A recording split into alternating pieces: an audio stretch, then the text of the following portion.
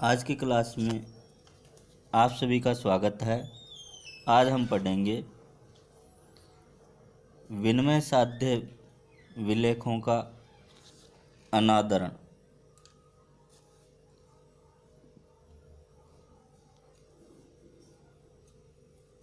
जब किसी भी भुगतान योग्य विनिमय साध्य विलेख जैसे चेक, विनिमय बिल या प्रतिज्ञा पत्र आदि को भुगतान के लिए प्रस्तुत किया जाता है और जब उसका भुगतान नहीं हो पाता है तो उस विलेख को अनादृत विलेख माना जाता है। विनिमय बिल पर आहर्ती की स्वीकृति अनिवार्य होती है, अतः जब विनिमय बिल पर आहर्ती स्वीकृति नहीं देता है तब भी विनिमय बिल स्वीकृति नहीं मिलने की वजह से अनादृत डिसऑनर्ड ही कहा जाता है। विनिमय साध्य विलेखों के अनादरण की कुछ दशाएं हो सकती है। हम उन दशाओं का अध्ययन करेंगे। पहला, स्वीकृति न देने पर विनिमय बिल का अनादरण। जब विनिमय बिल का लेखक बिल को आहर्ती के पास उसकी स्वीकृति के लिए भेजता है और वह आहर्ती बिल प्रस्तुत होने पर भी अपनी स्वीकृति बिल पर नहीं देता तो विनिमय साध्य विलेख अधिनियम की धारा 91 के अंतर्गत ऐसा बिल स्वीकृति न देने अथवा अस्वीकृति के कारण अनादृत माना जाता है। इसके संबंध में निम्नलिखित दशाएं हो सकती है।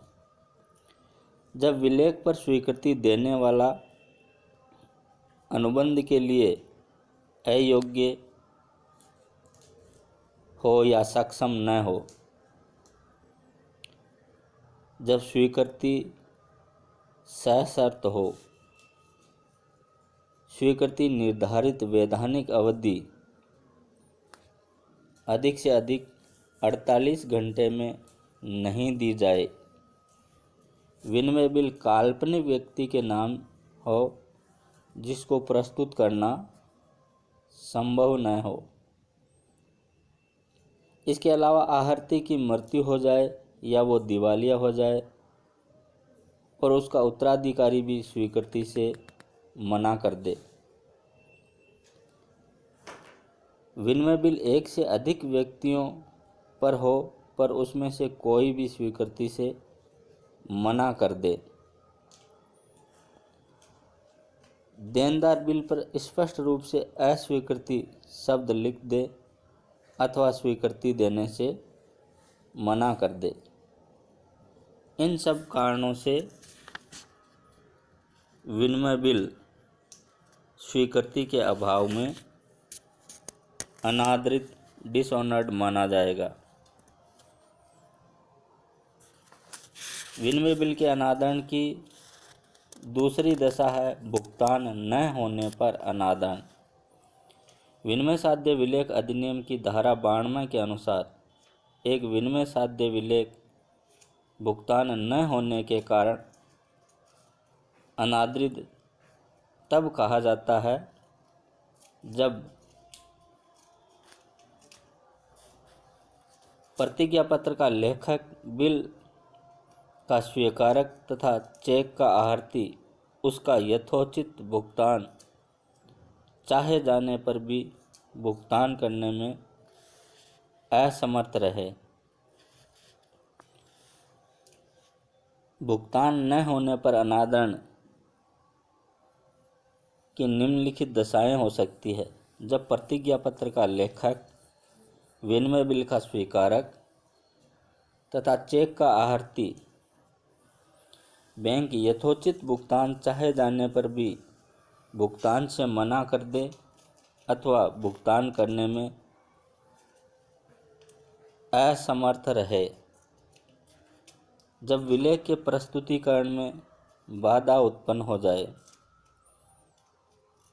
और अगला देनदार खोजबीन के बावजूद निश्चित स्थान अथवा निश्चित समय पर भुगतान के लिए उपलब्ध ही न हो,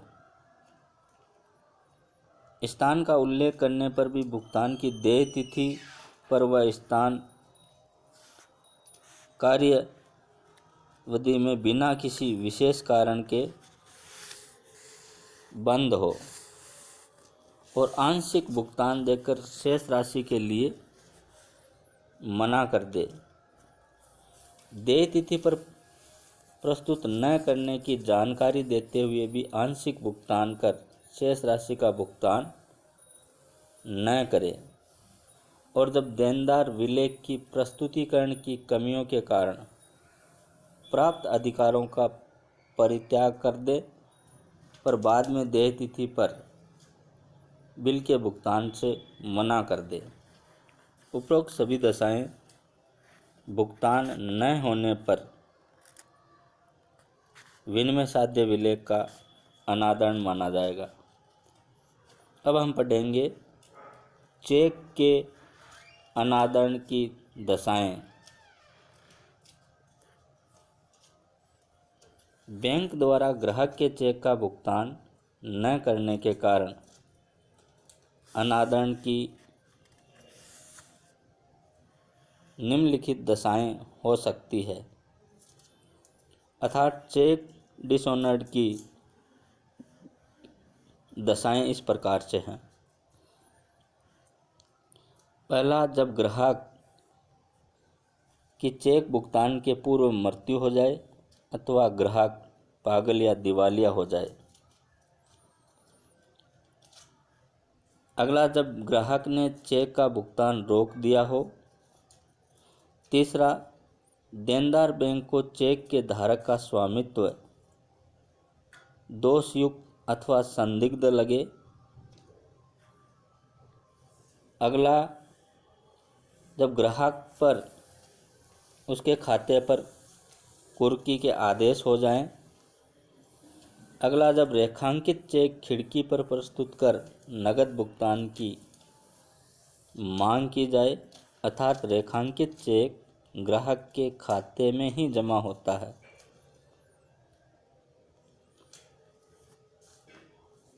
जब चेक पर ग्राहक के हस्ताक्षर जाली हो तो ऐसी स्थिति में भी चेक का अनादरण हो जाता है, चेक का भुगतान नहीं हो पाता है।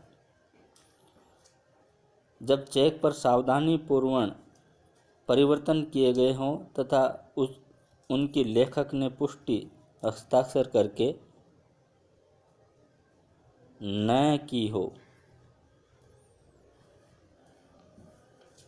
और चेक अनादरण का अगला कारण, जब ग्राहक के खाते में पर्याप्त राशि ही न हो। जब आदेशित चेक पर पृष्ठांकन अनियमित हो और जब ग्राहक ने चेक भुगतान से पूर्व खाता बंद कर दिया हो, ऐसी स्थिति में भी चेक का अनादरण हो जाता है। अगला, जब चेक बुरी तरह कटा फटा हो और विकृत हो गया हो, ऐसी स्थिति में भी बैंक चेक के भुगतान से मना कर सकता है। जब बैंक अथवा ग्राहक दोनों में से किसी ने भी खाता बंद करने का नोटिस दे दिया हो और जब ग्राहक कंपनी या साझेदारी की स्थिति में भंग कर दी गई हो और बैंक को सूचित कर दिया गया हो।